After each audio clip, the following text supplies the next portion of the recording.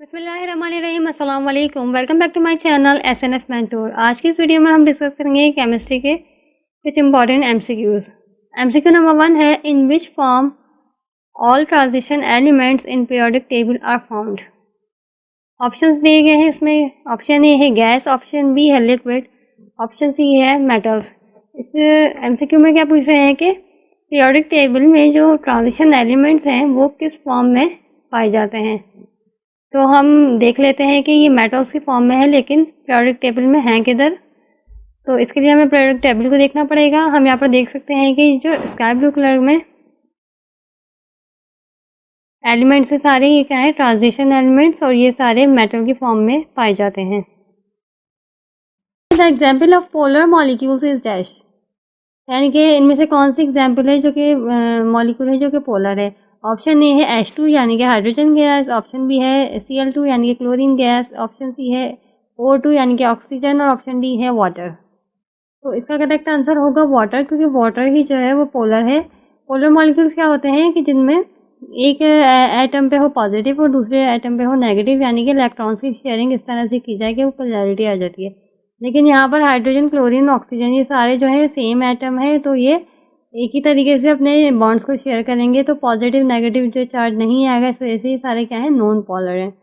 और option D इसका correct होगा, वाटर जो है पोलर होता है, क्योंकि इसमें हाइड्रोजन और ऑक्सीजन के साथ बॉन्डिंग होती है। तो हाइड्रोजन पे पॉजिटिव चार्ज होता है और ऑक्सीजन पर नेगेटिव चार्ज होता है, इस वजह से क्या कहलाता है, polar molecule. Then next MCQ है हमारे पास, the normal temperature of human body is, यानी कि फ़ारेनहाइट स्केल में हमारे बॉडी का नॉर्मल टेम्परेचर क्या होता है वो बताना है। ऑप्शन ए है 96.6 फ़ारेनहाइट, ऑप्शन बी है 97.6 फ़ारेनहाइट, और ऑप्शन सी है 98.6 फ़ारेनहाइट। तो आपने इसको याद रखना है कि फ़ारेनहाइट स्केल में ह्यूमन बॉडी का नॉर्मल टेम्परेचर होता है 98.6 फ़ारेनहाइट। देन नेक्स्ट एमसीक्यू है, KLC इज सॉल्युबल इन, यानी कि पोटेशियम क्लोराइड किस चीज़ में सॉल्युबल होता है, बेंजीन में, इथाइल में, या फिर वाटर में। तो पोटेशियम क्लोराइड जो है वाटर में सॉल्युबल होता है। वाटर जो है यूनिवर्सल सॉल्वेंट है, और अक्सर जो है ऑर्गेनिक सब्सटेंस जो होते हैं वो जो है बेंजीन में सॉल्युबल होते हैं। देन नेक्स्ट एमसीक्यू हमारे पास है, which radio isotope is use for diagnosis of tumour in the human body. Options क्या है हमारे पास, कोबाल्ट 60, आयोडीन 131, और स्ट्रोंशियम 90। इसका करेक्ट आंसर होगा आयोडीन 131। देन नेक्स्ट एमसीक्यू है, pure water behave as a strong electrolyte, weak electrolyte, या फिर non electrolyte. तो इसका करेक्ट आंसर होगा weak electrolyte. Then next MCQ है, the most common example of corrosion is, यानी कि हमें बताना है कि इसमें से इन ऑप्शंस में से कौन सी जो है एग्जाम्पल है कोरोजन की। कोरोजन किसे कहते हैं, जंग लगने को कहते हैं। तो ऑप्शन ए है rusting of tin, option B है रस्टिंग ऑफ आयरन, और ऑप्शन सी है रस्टिंग ऑफ अल्युमिनियम। तो इसका करेक्ट आंसर होगा रस्टिंग ऑफ आयरन, यानी कि आयरन की जब ऑक्सीडेशन होती है ना, तो उसको क्या कहते हैं हम, कोरोजन, यानी कि जंग लग जाता है। तो इसमें मेटल कौन सा होता है, आयरन होता है। देन नेक्स्ट एमसीक्यू है, which of the following matter is brittle. Brittle मतलब कि आसानी से टूट जाने वाला मेटल कौन सा है। तो ऑप्शन ए है सोडियम, ऑप्शन बी है अल्युमिनियम, और ऑप्शन सी है मैग्नीशियम। तो इसका करेक्ट आंसर होगा सोडियम। सोडियम मेटल जो है वो इजीली ब्रेक आउट हो जाता है। देन नेक्स्ट एमसीक्यू है हमारे पास, the molecular mass of nitric acid, यानी कि HNO3 इज। ऑप्शन ए है 65 AMU, ऑप्शन बी है 62 AMU, और ऑप्शन सी है 63 AMU। अब नाइट्रिक एसिड का मॉलिक्यूलर मास जो है आपने याद बात नहीं करना होता, आपने जो है वो कैलकुलेट करना होगा इसको किस तरीके से। ये मैं आपको पहले भी समझा चुकी हूँ। मॉलिक्यूलर मास को फाइंड आउट करने का एक आसान सा मेथड है कि बस आपने एटॉमिक मासेस याद होने चाहिए एलिमेंट्स के, जो कि आपको पीरियोडिक टेबल से याद करने होंगे। तो हम यहाँ पर कैलकुलेट करके देख लेते हैं कि मॉलिक्यूलर मास किस तरह से हम कैलकुलेट करेंगे। सबसे पहले हमें जो है वो एलिमेंट्स लिख ले रहे हैं जो कि यहाँ पर मौजूद हैं फॉर्मूले में। हाइड्रोजन है, नाइट्रोजन है, और ऑक्सीजन है। हमने इनको लिख लिया। देन इनके एटॉमिक मासेस लिख लेंगे। हाइड्रोजन का 1 होता है और नाइट्रोजन का 14 होता है और ऑक्सीजन का 16 होता है। देन हाइड्रोजन का यहाँ पर 1 ही एटम है मौजूद, तो हम इसको 1 से मल्टीप्लाई करेंगे तो फ़ायदा नहीं, क्योंकि 1 को 1 से मल्टीप्लाई करेंगे तो आंसर हमारे पास 1 ही आएगा। देन नाइट्रोजन भी यहाँ पर एक ही मौजूद है, यानी कि नाइट्रोजन के भी एक ही एटम है, तो 14 को भी हम 1 से मल्टीप्लाई करेंगे तो वापस 14 ही आएगा। देन ऑक्सीजन के यहाँ 3 एटम है, तो हम 16 को मल्टीप्लाई करा देंगे 3 से।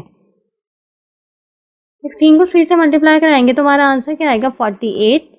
देन हम 48, 14 और 1 इन तीनों वैल्यूज़ को सम कर लेंगे तो हमारे पास आंसर क्या आएगा 63 AMU। 63 AMU इसका आंसर आएगा। देन आई होप आपको ये मॉलिक्यूलर मास फाइंड आउट करने का तरीका समझ आया होगा। देन नेक्स्ट MCQ है molecular formula of benzene is, यानी कि बेंजीन का मॉलिक्यूलर फार्मूला बताना है। ऑप्शन ए है C2H2, ऑप्शन बी है C6H6 और ऑप्शन बी है C6H6 और ऑप्शन सी है C4H4। तो आपको पता होना चाहिए कि बेंजीन का हेक्सागोनल स्ट्रक्चर होता है और बेंजीन में होते हैं 6 कार्बन और बेंजीन में 6 कार्बन पर ऑल्टरनेट डबल बॉन्ड्स प्रेजेंट होते हैं, यानी कि एक कार्बन को छोड़ के दूसरे कार्बन पर हमारे पास डबल बॉन्ड होता है और ये डबल बॉन्ड जो रेजोनेट करता रहता है, यानी कि ट्रांसफ़र होता रहता है। इस वजह से इस डबल बॉन्ड को ऐसे डॉट तरीके से शो करते हैं। अब 6 कार्बन हैं और 6 हाइड्रोजन मौजूद होते हैं। अब किस तरह से होती है इसकी स्ट्रक्चर, इस तरह से होता है कि 6 कार्बन है तो इस तरह से ये रिंग फॉर्म बनाते हैं, हेक्सागोनल कहते हैं इसको हम। ये रिंग फॉर्म बना लेते हैं तो अब हम हर कार्बन के साथ एक एक हाइड्रोजन को अटैच कर देते हैं, तो 6 कार्बन और 6 हाइड्रोजन आ जाते हैं और फिर ऑल्टरनेट डबल बॉन्ड लगा देते हैं ताकि कार्बन की वैलेंसी जो है वो सेटिस्फाई हो सके। तो आई होप आपको ये बेंजीन का स्ट्रक्चर भी समझ आ गया होगा। Then the concept of orbit of atom was represented by, यानी कि हमें उन साइंटिस्ट का नाम बताना है जिन्होंने एटम में ऑर्बिट का कॉन्सेप्ट दिया था। तो इसके ऑप्शंस देख लेते हैं। हमारे पास ऑप्शन ए है बोहर, ऑप्शन बी है रदरफोर्ड और ऑप्शन सी है J.J. थॉमसन। तो इसका करेक्ट आंसर होगा बोहर। बोहर वो साइंटिस्ट हैं जिन्होंने जो है ये कॉन्सेप्ट दिया था कि एटम में ऑर्बिट प्रेजेंट होते हैं।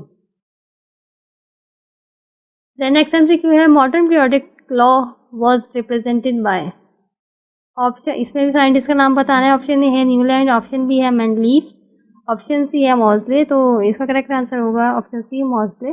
देन लास्ट MCQ है how many covalent bond C2H2 molecule has. Option दिए गए हैं, ऑप्शन ए है 4, ऑप्शन बी है 5 और ऑप्शन सी है हमारे पास 6। तो हम पहले देख लेते हैं क्या है यहाँ पर C2 और H2। इसका मतलब क्या हुआ, ये क्या है एसिटाइलिन का फॉर्मूला है, यानी कि एसिटाइलिन क्या होता है जब कार्बन कार्बन ट्रिपल बॉन्ड मौजूद हो तो उसे हम कहते हैं एसिटाइलिन।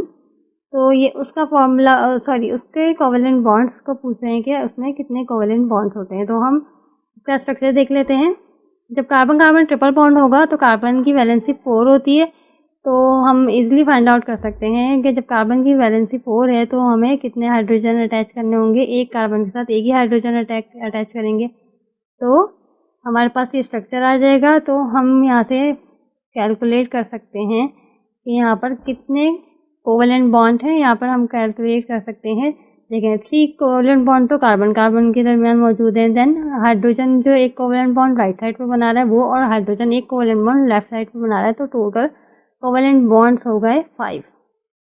तो इसका करेक्ट आंसर होगा 5। आई होप आपको ये MCQ समझ आए होंगे।